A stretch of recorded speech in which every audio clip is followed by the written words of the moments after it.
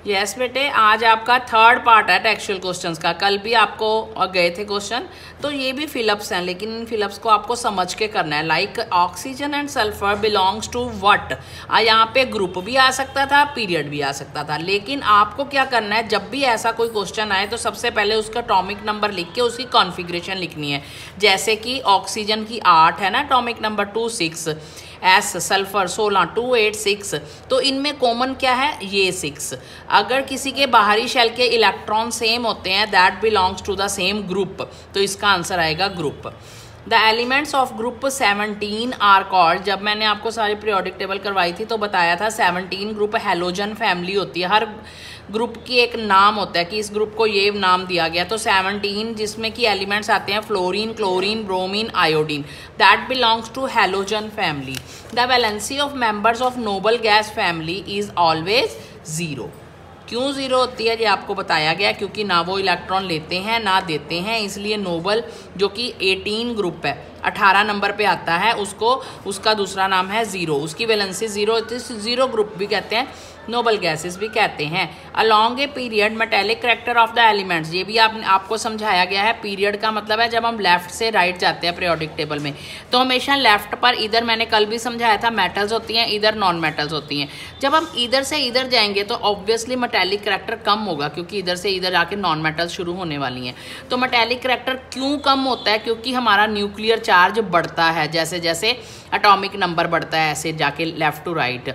जब atomic number बढ़ जाएगा तो बाहर वाले इलेक्ट्रॉन और न्यूक्लियस के बीच में अट्रैक्शन ज़्यादा होगी, तो it is quite difficult to remove the outermost electron. तो ये वाला इलेक्ट्रॉन बड़ी मुश्किल से बाहर निकलेगा मुश्किल से, मीन्स कि मेटेलिक करैक्टर उसका कम हो रहा है। जितना वो ईजिली इलेक्ट्रॉन बाहर निकालेगा उतना वो ज़्यादा मेटेलिक होता है, तो इसलिए मेटेलिक करैक्टर यहाँ पे डिक्रीज आएगा।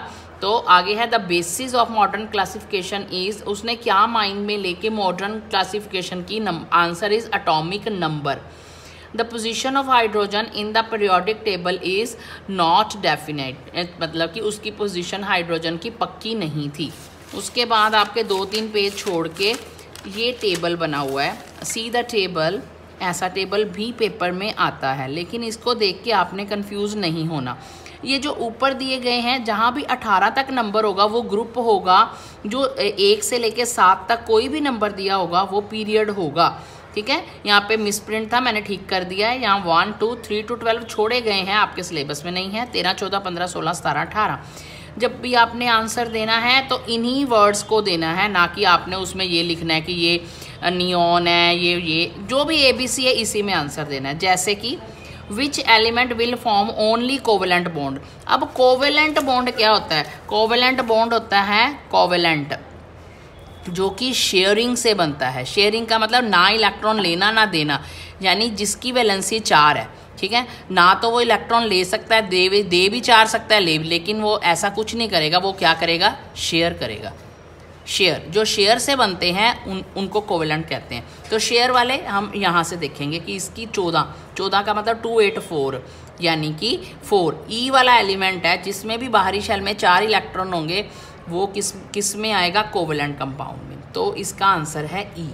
विच element is metal with valency 2। अब आपको देखना है वैलेंसी 2। अभी मैंने बताया था ना, जिसकी वैलेंसी 2 होती है वो उसी ग्रुप में होता है, ठीक है। तो इसमें 2 के नीचे वाला एलिमेंट देख लेना है, डी, यानी कि इधर वैसे भी इधर मेटल्स पड़ी हैं, तो ये 2 वैलेंसी, यानी कि ये डी आंसर आएगा। 2 का मतलब इसके बाहरी शेल में जितने इलेक्ट्रॉन वही उसका ग्रुप है। 2 ग्रुप, 2 बाहरी शेल में इलेक्ट्रॉन दिए हुए हैं।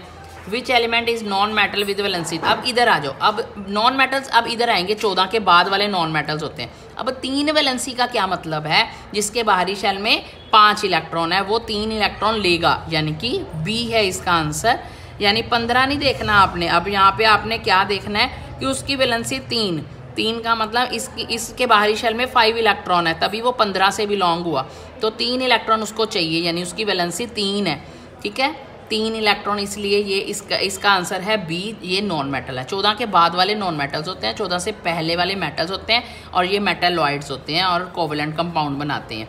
Out of D and E which one is bigger atomic radius and Y. आपने डी और ई को देखना है, ये दोनों में से कि इन दोनों में कौन सा बड़ा है। साइज़ बताना है आपने। तो आपको पता है जैसे जैसे हम लेफ़्ट टू राइट जाते हैं, इधर से इधर, जो साइज़ है वो क्या हो जाता है, कम हो जाता है। क्यों कम हो जाता है? न्यूक्लियर चार्ज ज़्यादा वो उसको ऐसे पुश करके करेगा, न्यूक्लियर चार्ज अंदर की तरफ खींचेगा और साइज़ कम हो जाता है। यानी इन दोनों में से साइज़ कम ई का है, डी का बिगर है, डी बिगर, ई छोटा। जैसे हम लेफ़्ट टू राइट जाएंगे साइज़ छोटा होता जाएगा। Right a common name of family of element C and F. ये देखो सी एंड एफ अभी बताया था ना, 18 0, ठीक है। तो ये वाले जो एलिमेंट्स होते हैं इनका नाम है नोबल गैसेस, इनकी वैलेंसी 0। ऐसा वाला क्वेश्चन भी आ सकता है 5 मार्क्स में। आगे आ जाओ। The question refers to the element of periodic table. ये देखो ए बी सी डी ये सारे पी तक दिए गए हैं, ठीक है। ये क्या दिया है इसका? एटॉमिक नंबर 3 4 5 6 10 11 12, ये सारा इनका नीचे नीचे एटॉमिक नंबर।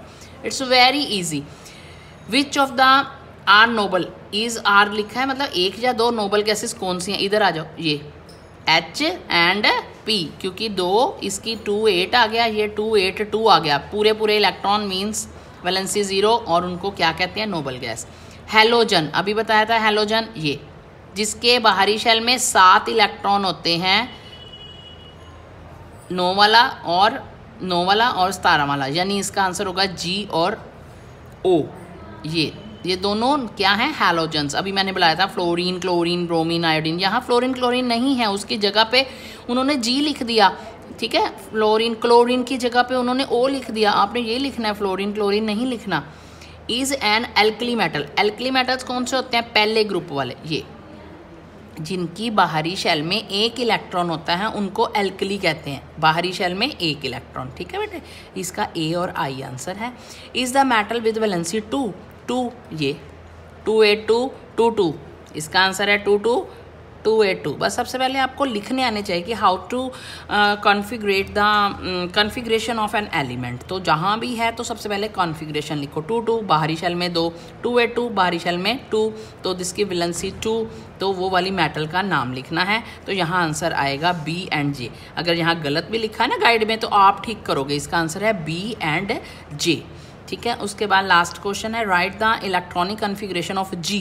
अब यहाँ से G ढूंढो, ये ठीक है। अभी मैंने G की वैलेंस बताया था 9 नंबर है, तो इसका आंसर है 27 राइट। इसका लास्ट वाला क्वेश्चन यहाँ किया नहीं हुआ, मैं करके दिखाती हूँ। If A combine with F, अगर ये वाला F के साथ इसके साथ कंबाइन करेगा तो क्या बनेगा, ठीक है। Let's see.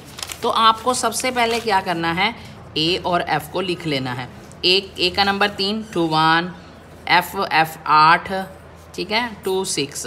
अब इसकी वैलेंसी होगी 1, इसकी वैलेंसी होगी 2। इसकी 1 का मतलब बाहरी शेल में, इसमें 6 हैं, इन्हें 2 चाहिए, 8 - 6 2 हो गए। अब हम A यहाँ लिखेंगे, F यहाँ लिखेंगे, हर किसी के वैलेंसी इसके नीचे लिखेंगे।